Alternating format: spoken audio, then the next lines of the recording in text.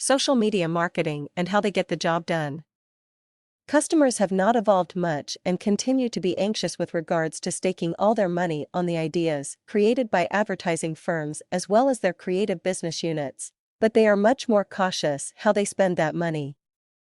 Through the 50s until recently, the majority of marketing had been either print, television, or radio, and not much else. Print marketing included display advertisements.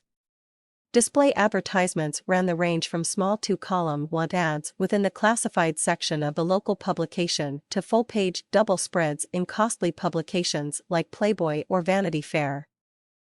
Account executives would place their customers' ads into these publications in compliance with the media plan that they developed and which was approved by the client. The marketing and advertising firms will charge a 15% commission based upon the price of the advertisement itself.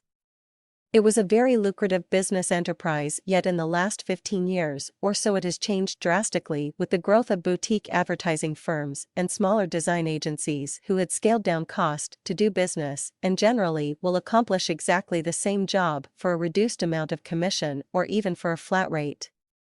This specific practice caused the advertising and marketing firms to reconsider their standard structures and reduce costs throughout the board.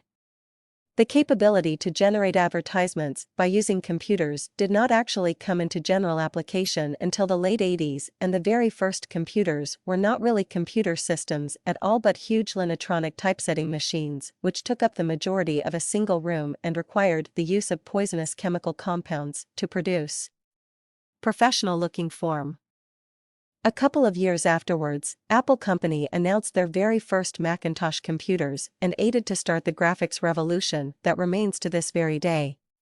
Those first Apple Company computer systems were complicated and needed a lot of maintenance.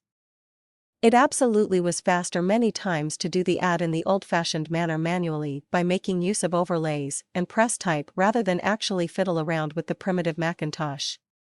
Ultimately, Mac started to be much more stable, and when programs such as Adobe Photoshop and Illustrator came to exist, the way in which advertisements were made was evolved forever. A part of print marketing and advertising is collateral work, and this includes brochures, catalogs, direct snail mail pieces, leaflets, as well as any other two-dimensional graphics piece that is not classified as print advertisements.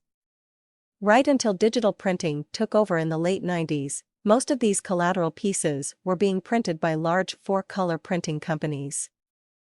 The finished work was amazing for the most part but would cost a bundle.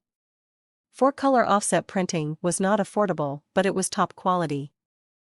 Digital printing made collateral printing much cheaper, but the level of quality definitely suffered, mainly because the inks will run and the stock that will go through the printers was not quite thick or varied.